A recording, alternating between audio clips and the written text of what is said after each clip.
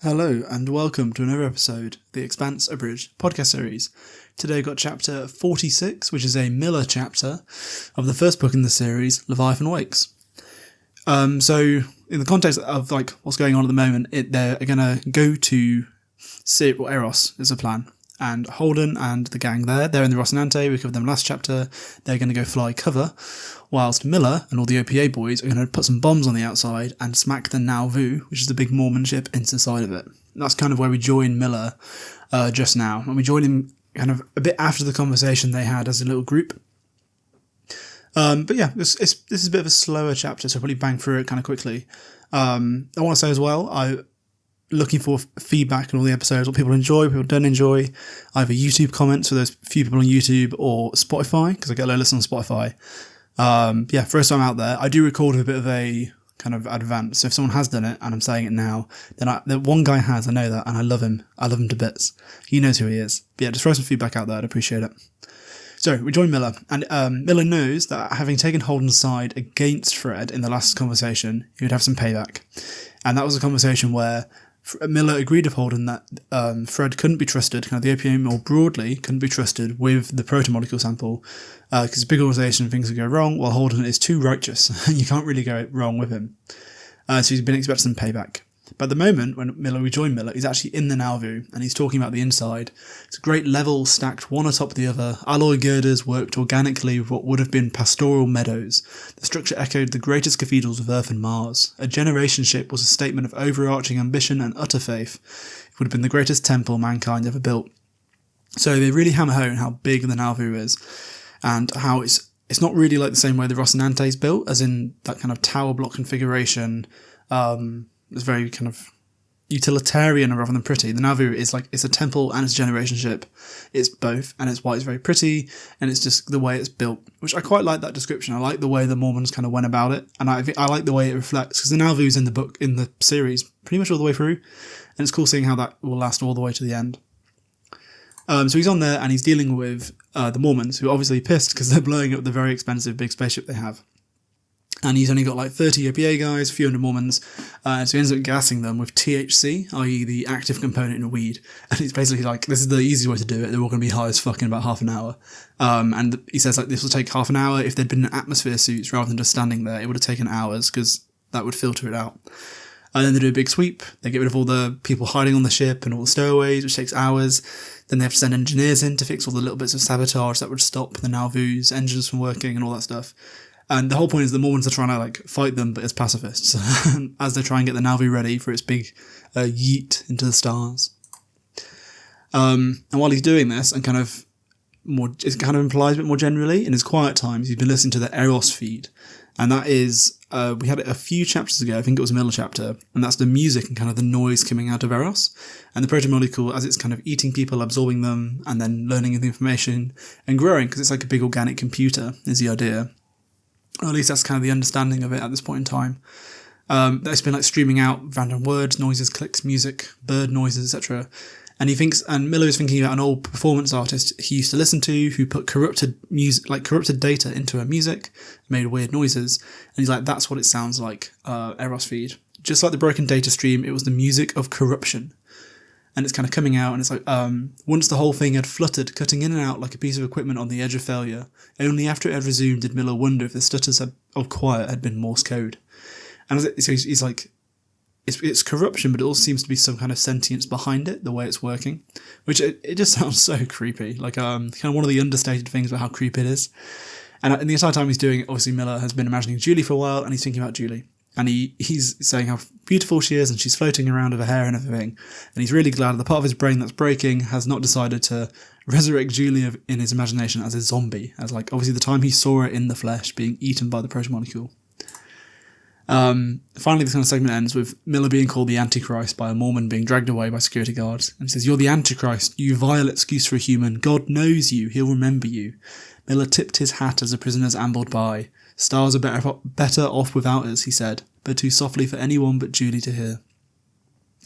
Then we cut forward a bit, and the Nauvoo's being dragged away by a load of tugs, because obviously the ship is so large, it says it will take 8 hours to be dragged away, until its engines can even be touched, brought on, because it's got huge engines, because otherwise they'd just incinerate Tycho Station. And says it's got 2 weeks until it gets to Eros, when it's going to hit it, and Miller gets there 80 hours before. So he gets like just over 3 days on the station to put all the bombs, do all that stuff before it's in. And he bumps into Diogo, who was the guy he ran with when they attacked the proto-molecule space station. He's now got some weird like gems on his teeth. Apparently means he's been fucking. But Miller then just kind of starts musing to himself.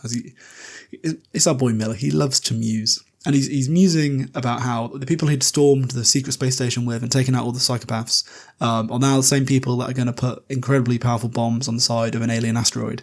And it's the irregular nature of the group was clearer to him than ever, that being the OPA. They're taken Fourth Station and won, but they have no institutional or institutionalized power. As the same kids he'd gone on to the assault with had been working crowd control on the Nauvoo, and more than half of them would be on the demolition ship when it left for Eros. Maybe no one who had lived with certainty and support of a natural atmosphere would ever completely accept the power and fragility of a society based in doing what needed doing, in becoming fast and flexible, the way the OPA had, in becoming articulated. If Fred couldn't build himself a peace treaty, the OPA would never win against the discipline and unity of an inner-planet navy, but they'd also never lose. War without end. I quite like that description. It's one of the things I said all the way back in kind of the prologue when we first spoke about kind of why I want to do this series and why I liked the way it approaches it, is that kind of cultural element, like how the OPA and kind of belters are described as being flexible, having to react to all these things. And that really drives their culture, and you see it throughout how they even do problems and how they are like natural born guerrilla fighters, because they are used to kind of dealing with shit equipment, used to being flexible, used to adapting continually. And yeah, it's just cool when they talk about it. I do enjoy it. Anyway, our favourite character, Miller rings Fred, and they have a quick speak about how, be careful with the bombs, you can't replace the bombs, and Miller's like, you sadistic fuck, you can't replace people either. And then Fred kind of goads Miller a little bit, because obviously Miller's kind of allowed for Holden to take the only controlled sample of proto-molecule away from Fred. He says, I hope your friends are up to this. They aren't my friends, Miller said. I don't exactly have friends, it's more, I've got a lot of people I used to work with. You put a lot of faith in Holden, Fred said. Not faith, judgment. Fred coughed a laugh. And that's why you don't have any friends, friend. Part of it, Miller said. There was nothing more to say. Miller dropped the connection. So there's just a bit of back and forth between the boys. They're just goading each other, which is quite funny. And we kind of move on a bit further, and Miller's hallucinating again. He's thinking about Julie. She's beautiful. Her legs are folded under her. And then he kind of muses on the idea that she'd abandoned home, she'd abandoned all the stuff, but in doing so had kind of caused the outbreak. Because she's the one that infected and was discovered on Eros and all that stuff. But he was also the person that went to go find her, etc. It basically muses on the idea that they're the ones that caused it, but also if someone else, if they hadn't, something else would have happened, Protogen would have done something. Yeah, plans in motion, etc., etc. And it's more about what he finds interesting, which I guess is more interesting, is Julie kind of understood the belt. I mean, Miller's mental at this point, but Julie came out here and understood the flexibility in a way that he thinks Holden and Fred probably wouldn't ever really get. So he wanders off, and he wanders off to the Talbot Leeds, and that's the boat they're going to use it's a 13-day ride, 13 days stuck on a really tight ship with a bunch of teenagers to go drop some bombs on the side of that, the side of Eros. And as he gets there, everyone's very happy, and he's kind of asking around a bit why. He's a bit sharp with Diogo. And it turns out Mars has attacked the Phoebe Science Station, and the Phoebe Science Station was like a joint Earth-Mars science thing up near Saturn, and that was run by Protogen, and they'd been doing, I think that's where they discovered the protomolecule, and they're doing all the spicy shit. And apparently Mars just fucking blew it out of the air. So Saturn had one fewer moon, one more tiny, unformed, filamentous ring, if there was even enough matter left from the detonations to form that. It looked to Miller's unpracticed eyes if the explosion had been designed to drop debris into the protective and crushing gravity of the gas giant.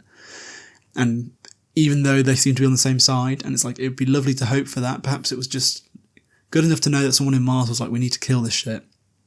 He accepts that they probably got a sample, and there's probably something else out there. And even Diogo, like, dreams of a Mars OPA alliance as a joke, and it doesn't hurt to dream, is what he says. And as he's kind of dreaming of that, he puts back on the Eros feed, Radio Eros, and it's a strange throbbing sound danced below a cascade of noise. Voices rose and fell and rose again. You belong with me, she said. So obviously Julie's back in the chat. And Miller kind of muses finally on what he's been doing this entire time. So we've had 23 chapters now of Miller.